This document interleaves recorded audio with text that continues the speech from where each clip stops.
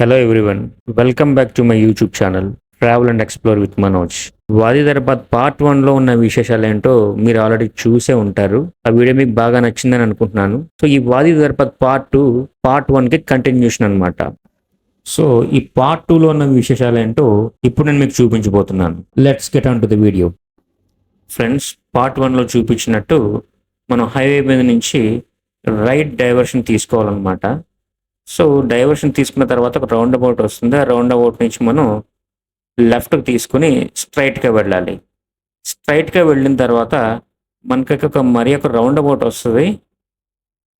ఆ round about నుంచి మనం స్ట్రైట్గా వెళ్ళాలి. స్ట్రైట్గా వెళ్ళిన తర్వాత పార్ట్ 1లో అయితే బోటింగ్ పాయింట్ మనం లెఫ్ట్ తీసుకున్నాం. బట్ ఈ పార్ట్ 2లో మనం వెళ్ళే లొకేషన్స్ మాత్రం స్ట్రైట్గా వెళ్ళాలన్నమాట. నేను మీకు చూపిస్తాను ఇప్పుడు.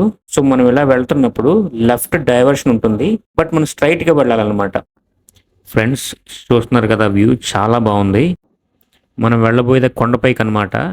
జనరల్గా అయితే ఖరీఫ్ సీజన్లో ట్రాఫిక్ ఎక్కువగా ఉంటుంది, బట్ మనం లక్కీ ఈ కింద నుంచి పై వరకు కూడా ట్రాఫిక్ జామ్ అయిపోతుంది అనమాట.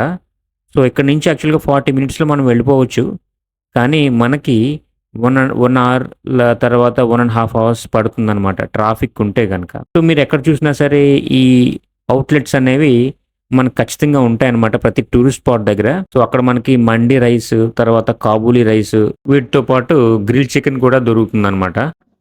కొంతవరకు ఘాట్ రోడ్ ఉంటుంది, ట్రాఫిక్ అయితే ఉంది, అందుకే స్లోగా డ్రైవ్ చేయాల్సి వస్తుంది. ముందైతే ఒక డైవర్షన్ ఉందన్నమాట, అందుకే ట్రాఫిక్ జామ్ అయింది ఇక్కడ. జస్ట్ మిర్రర్ లో చూడండి వెనకాల ఎంత ట్రాఫిక్ ఉందో. ఈ రోడ్ కన్స్ట్రక్షన్ అనేది ఈ మధ్యనే జరిగిందనమాట. మీరు చూస్తున్న ఈ బ్రిడ్జ్ కూడా రీసెంట్ గానే కన్స్ట్రక్ట్ చేశారనమాట.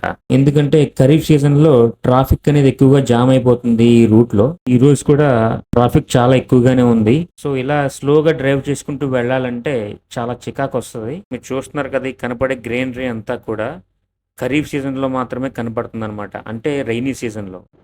ఈ రైనీ సీజన్ లో వెదర్ కూడా చాలా ప్లెజెంట్ గా ఉంటుంది. 2.5 months మనకు సన్లైట్ అనేది ఉండదన్నమాట. సో ఈ సలాలా అనేది top most tourist destination in the middle east అనమాట. ఈ క్లైమేట్ గురించి ఈ అదర్ మిడిల్ ఈస్ట్ కంట్రీస్లో ఉన్న టూరిస్టులు అందరూ కూడా రావడానికి కారణం అదే. ఫ్రెండ్స్, ఆ వ్యూ చూసారు కదా ఎంత బ్యూటిఫుల్గా ఉందో. సో ఇలాంటి సీనిక్ వ్యూస్ ఎంజాయ్ చేయడానికి వెస్ట్రన్ కంట్రీస్ నుంచి కూడా ఈ ఖరీఫ్ సీజన్లో సలాలకు వస్తూ ఉంటారనమాట. ఫ్రెండ్స్, వాటర్ ఫాల్కి దగ్గరలో దర్బాద్ కెఫే అని ఒక కెఫే ఉంది. సో ఆ లోపలికి వెళ్ళి చూద్దాం ఇప్పుడు మనం. ఫ్రెండ్స్, ఈ కెఫే లోపల మనకి ఆల్మోస్ట్ అన్ని ఫాస్ట్ ఫుడ్సే దొరుకుతాయి అనమాట. లైక్ చికెన్ ఫ్రైడ్ రైస్, తర్వాత ఇటాలియన్ ఫుడ్స్ అంటే పిజ్జా, బర్గర్స్, శాండ్విచెస్ ఇవే దొరుకుతాయి అన్నమాట. వీటితో పాటు మంచి కాఫీ, తర్వాత టీ కూడా దొరుకుతుంది. ఈ ఖరీఫ్ సీజన్లో ఈ లోకల్స్ అంతా కూడా పిల్లల్ని బయటికి తీసుకెళ్లకుండా మాత్రం ఎక్కడికి వెళ్ళరు అనమాట. సో పిల్లలు కూడా ఈ క్లైమేట్లో చాలా బాగా ఎంజాయ్ చేస్తారు. మిగతా సీజన్స్లో ఈ కేఫ్ ఇంత బాగా ఉండదన్నమాట, ఎందుకంటే ఈ డెకరేషన్స్ అన్నీ కూడా ఖరీఫ్ సీజన్లో మాత్రమే చేస్తారు. తర్వాత కేఫ్ని అంత బాగా మెయింటైన్ చేయరు అనమాట వీళ్ళు. కేఫ్కి సైడ్ వాక్ ఉందన్నమాట. సో ఇక్కడ ఒక మంచి వ్యూ పాయింట్ ఉంది. కేఫ్ వెనకాల అయితే బ్యూటిఫుల్ వ్యూ అయితే ఉంది. కనిపించే వాటర్ అంతా కూడా వాటర్ ఫాల్ నుంచి వస్తుంది అనమాట. హై డెఫినిషన్ కెమెరాస్ ఉంటే మంచి ఫొటోస్ కూడా తీసుకోవచ్చు ఇక్కడ. ఆ వెనకాల కనబడుతున్నదంతా కూడా కొండపైన ఆ కోకోనట్ ట్రీస్ అనమాట. అదంతా కూడా ప్రైవేట్ ఫామ్ అనమాట. ఫ్రెండ్స్, ఆ వ్యూ చూస్తున్నారు కదా, మిస్టీ మౌంటైన్స్, టార్కోయిస్ వాటర్. సో ఈ బ్యూటిఫుల్ లొకేషన్స్ చూస్తున్న వాళ్ళు ఎవరో కూడా ఇది మిడిల్ ఈస్ట్ కంట్రీ అని అనుకోరు జనరల్గా. దీన్ని Scotland of the middle east అని కూడా అంటూ ఉంటారు అనమాట. ఫ్రెండ్స్, మనం అయితే కేఫ్ నుంచి వాటర్ ఫాల్స్కి అయితే వెళ్తున్నాం ఇప్పుడు మనం. డ్రిజ్లింగ్ అయితే స్టార్ట్ అయింది ఇప్పుడు. ఖరీఫ్ సీజన్లో మౌంటైన్స్ మీద ఆల్మోస్ట్ మీకు ఎప్పుడు డ్రిజ్లింగ్ ఉంటూనే ఉంటుంది. ఇది పార్కింగ్ ఏరియా. స్కై వ్యూ అని కొత్తగా పెట్టారనమాట ఈ ఇయరే. లాస్ట్ ఇయర్ అయితే లేదు ఇక్కడ. సో వెదర్ చూసారు కదా, చాలా అద్భుతంగా ఉంటుందన్నమాట. ఈ దర్బాద్ లొకేషన్ అయితే చాలా ఫెమిలియర్ అనమాట ఖరీఫ్ సీజన్లో. లాస్ట్ ఇయర్ వరకు పార్కింగ్కి చాలా ఇబ్బందిగా ఉండేది. యాక్చువల్గా ఏంటంటే ఈ ఇయర్ ఈ పార్కింగ్ స్పేస్ని డెవలప్ చేశారనమాట. లాస్ట్ ఇయర్ వరకు ఈ పార్కింగ్ స్పేస్ లేకపోవడం వల్ల ట్రాఫిక్ ఎక్కువగా జామ్ అవుతూ ఉండేది. ఇక్కడ నుంచి మనం స్ట్రైట్గా నడుచుకుంటూ వెళ్తే వాటర్ ఫాల్ దగ్గరికి అయితే వెళ్ళొచ్చు. చూస్తున్నారు కదా, ఈ లోపలికి వెళ్ళడానికి అయితే మనల్ని అలౌ చేయరనమాట, ఎందుకంటే ఆ డెప్త్ ఎంత ఉందో మనకు తెలియదు. అక్కడ మీరు చూస్తే ఇద్దరు కూర్చుని ఉన్నారు. సో వాళ్ళే రెస్క్యూ టీమ్ అనమాట ఒక విధంగా చెప్పాలంటే. వాళ్ళైతే మనల్ని ఎప్పటికప్పుడు వాచ్ చేస్తూ ఉంటారు. సో ఆ లొకేషన్స్కి అయితే మనకు వెళ్ళడానికి అయితే లేదనమాట. ఫ్రెండ్స్, ఆ కనపడుతున్న లొకేషన్కి ఇప్పుడు మనం వెళ్ళబోతున్నాం. అదే బోటింగ్ పాయింట్ అనమాట. సో ఫ్రెండ్స్, ఒక విషయం గుర్తుపెట్టుకోండి. ఈ ఖరీఫ్ సీజన్లో ఈ టూరిస్ట్ స్పాట్కి వచ్చే వాళ్ళందరూ కూడా ఫుల్ స్లీవ్స్, తర్వాత మస్కిటో రిపెలెంట్ క్రీమ్, ఈ రెండు కూడా చాలా ఇంపార్టెంట్. ముందు వ్లాగ్స్లో చెప్పినట్టు ఈ మస్కిటో రిపెలెంట్ క్రీమ్స్ అనేవి ప్రతి టూరిస్ట్ స్పాట్ దగ్గర అవైలబుల్గా ఉంటాయన్నమాట. వీటితో పాటు చిన్నపిల్లలు ఆడుకునే ఆట బొమ్మలు, డాల్స్ కానీ అదర్ ఫుడ్ ఐటమ్స్ కూడా దొరుకుతాయి అన్నమాట. సో నాకైతే ఈ కూల్ వెదర్లో హాట్గా ఏదో తాగాలనిపిస్తుంది. సో చెక్ చేస్తున్నాను ఇక్కడ నేను. సో నాకైతే కాహ్వా అని కనిపించింది అనమాట.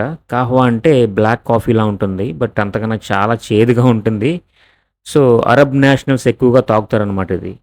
సో ఇతని దగ్గర ఒక 2 to 3 వెరైటీస్ ఆఫ్ కాహ్వా ఉన్నాయి. సో నేను టేస్ట్ చేయబోతున్నాను ఇక్కడ నేను. వీటితో పాటు హనీ, తర్వాత చాయ్ కూడా ఉంది. ఈ హనీ చాలా ప్యూర్ హనీ అనమాట. ఇది ఎంఎన్ నుంచి వస్తుంది. దీని కాస్ట్ కూడా ఎక్కువే ఉంటుంది. ఫ్రెండ్స్, వాటర్ ఫాల్ దగ్గరికి అయితే వచ్చాం మనం. సో కిందకి వెళ్ళాలన్నమాట. వాటర్ ఫాల్ దగ్గర బోటింగ్ పాయింట్ కూడా ఉంది. బోట్ రైడింగ్ అనేది ఈ వాటర్ ఫాల్ దగ్గర ఒక మంచి ఎక్స్పీరియన్స్ అనమాట. సో అందులో కూడా డిఫరెంట్ సైజెస్ ఉన్నాయి. సో సైజుని బట్టి మనకి రేట్ అనేది డిపెండ్ అయి ఉంటుంది అనమాట. సో యాక్చువల్గా ఏంటంటే వాటర్ ఫాల్ దగ్గరికి అయితే వెళ్ళొచ్చు మనం ఆ బోట్లో. సో హనీమూన్ కపుల్స్కి అయితే ఈ ఫోటోషూట్కి ఇది బెస్ట్ స్పాట్ అనమాట. ఫ్రెండ్స్, ఇంత ఆహ్లాదకరమైనటువంటి వాతావరణంలో ఈ వాటర్ ఫాల్ దగ్గర బోట్ రైడింగ్ అనేది మంచి అనుభూతిని ఇస్తుంది. ప్రీ వెడ్డింగ్ షూట్కి, తర్వాత పోస్ట్ వెడ్డింగ్ షూట్కి ఈ లొకేషన్ ఎక్కువగా ప్రిఫర్ చేస్తారనమాట. మరి ముఖ్యంగా ఎక్స్పాట్రియేట్స్, వెస్ట్రన్ కంట్రీస్ నుంచి వచ్చిన వాళ్ళు ఈ లొకేషన్ చూసి చాలా ఫిదా అయిపోతారనమాట. ఎందుకంటే ఆల్మోస్ట్ ఇది వాళ్ళ నేటివ్ ప్లేస్లో అనిపిస్తుంది. ఇంకొక విషయం ఏంటంటే స్విమ్మింగ్ చేయడానికి మనకు పర్మిషన్ లేదనమాట. అంటే మనల్ని అలౌ చేయరు.